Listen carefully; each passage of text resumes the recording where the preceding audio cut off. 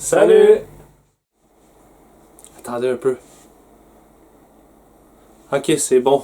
Parce que là-bas, il y a mes deux autres clones, là, puis ils voulaient absolument faire partie de la vidéo. J'ai dit, il en est pas question, ils sont assez fatigants. Sinon, j'espère que vous allez bien.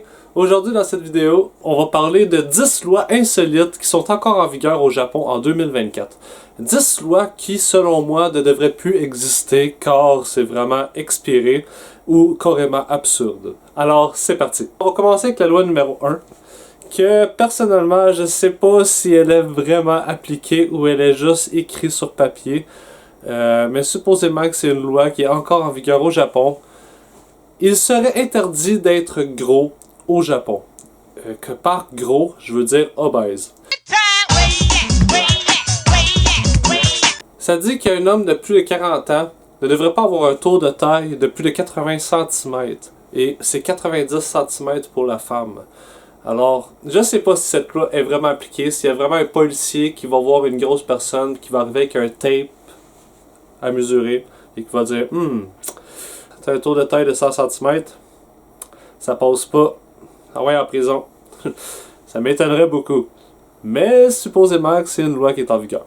Loi numéro 2, c'est pas une loi qui est tout à fait absurde, parce qu'elle est en vigueur dans plusieurs pays, je crois qu'au Canada c'est la même chose. Au Japon, il serait illégal d'abîmer ou de jeter de l'argent. Je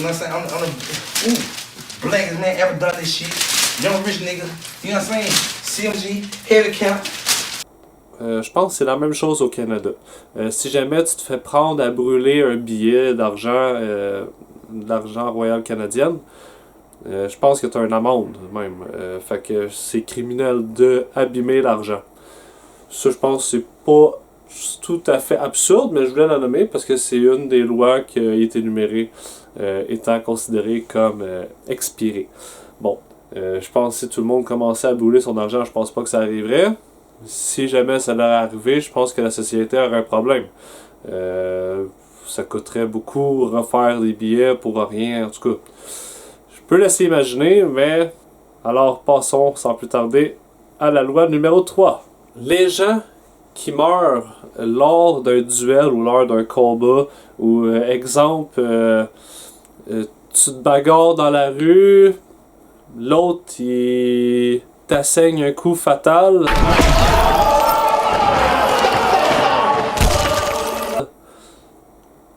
Et puis tu meurs. Si tu meurs en t'étant battu, les proches ne perçoivent aucune rente. C'est-à-dire que les assurances vont donner zéro. Si tu avais des assurances vie, ça s'annule. Fait que la famille ne reçoit absolument rien si tu meurs en t'étant battu.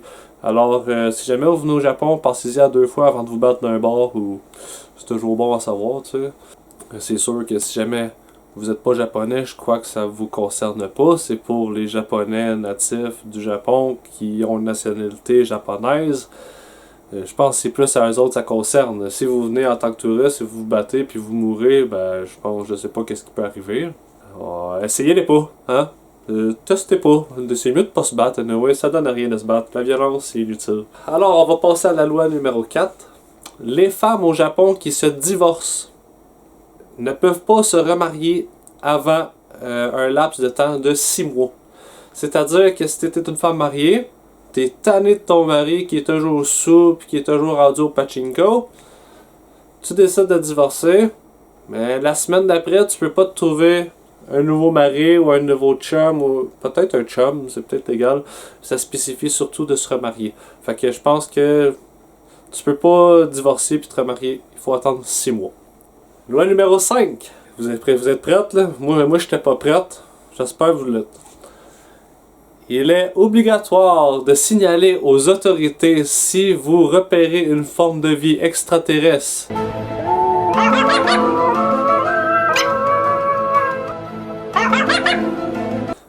Attendez un peu, je vais vous la lire pour être sûr de vous spécifier exactement comme que c'est écrit sur Internet. Il est obligatoire de signaler aux autorités si on découvre une forme de vie extraterrestre susceptible d'être dangereuse pour l'humanité. Je vous jure, c'est une loi qui est en vigueur au Japon. Fait que Si jamais vous voyez un alien, ils disent de contacter l'ONU ou la police. Fait que n'hésitez pas, appelez la police si jamais tu vois une soucoupe volante. Loi numéro 6. L'empereur du Japon ne peut pas manger de fugu.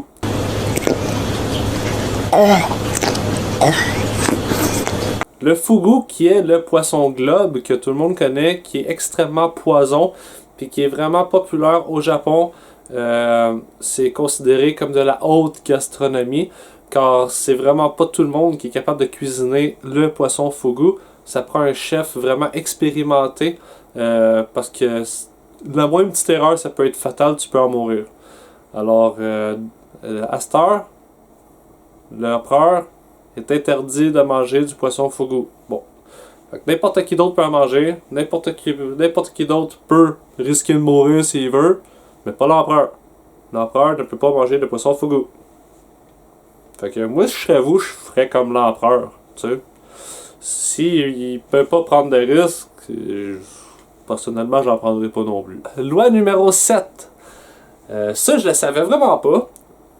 Parce que c'est pas applicable au Canada. Au Canada, tu as le droit de brasser ta bière, tu as le droit de faire tes cuves de vin à la maison si tu veux. Au Japon, il est interdit de brasser plus de 1% d'alcool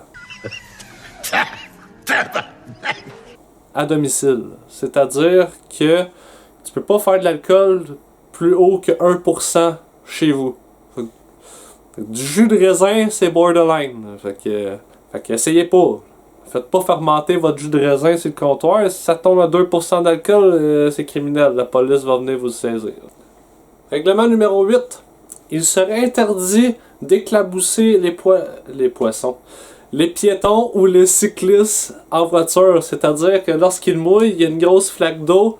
Tu peux pas éclabousser les piétons ou les cyclistes en voiture. C'est criminel. Si la police vous voit faire, vous allez avoir une amende. Ça, je trouve ça vraiment cool, personnellement.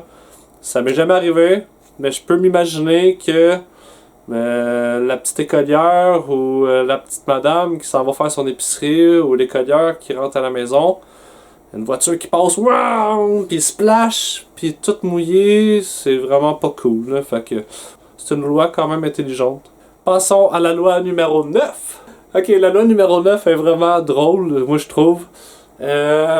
Il est interdit pour une femme de ne pas porter de soutien-gorge à l'intérieur d'un bâtiment où il y a l'air climatisé.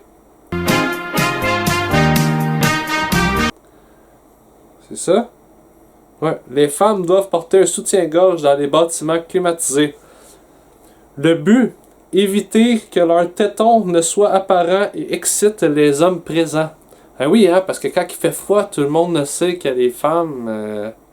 En tout cas, vous comprenez? Fait que c'est ça. Les Japonais seraient facilement excitables avec les tétons. Loi numéro 10.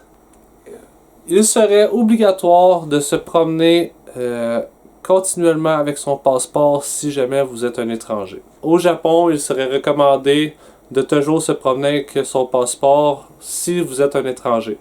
Si la police vous contrôle puis vous n'avez pas de passeport ni de carte d'identité, ça se peut que ça aille un petit peu plus loin. Ils vont vous emmener au poste pour vérifier qui vous êtes, si vous avez vraiment un visa et tout. Alors, prenez pas de chance. Promenez-vous avec votre passeport, ça coûte pas cher. Vous le mettez à cette heure, il y a des super pochettes pour les cacher en dessous de vos vêtements pour être sûr de ne pas vous les faire voler ou quoi que ce soit. Fait que, alors, prenez pas de chance, promenez-vous avec votre passeport si jamais vous êtes un touriste. Et en même temps, ça va vous éviter de le perdre. Ou de vous le faire voler à l'hôtel ou quoi que ce soit. C'était tout pour cette vidéo. J'espère que ces 10 règlements encore en vigueur au Japon vous ont fait bien ricaner. Moi, personnellement, quand j'ai vu ça, j'ai été quand même surpris de savoir que c'était des vraies lois qui étaient vraiment en vigueur au Japon en 2024. Mais bon, n'hésitez pas à vous abonner, sonnez la petite cloche, lâchez un pouce. Si vous avez des commentaires, ça va me faire plaisir de les lire. Et avec tout ça, je vous dis à la prochaine pour une autre vidéo. Ciao!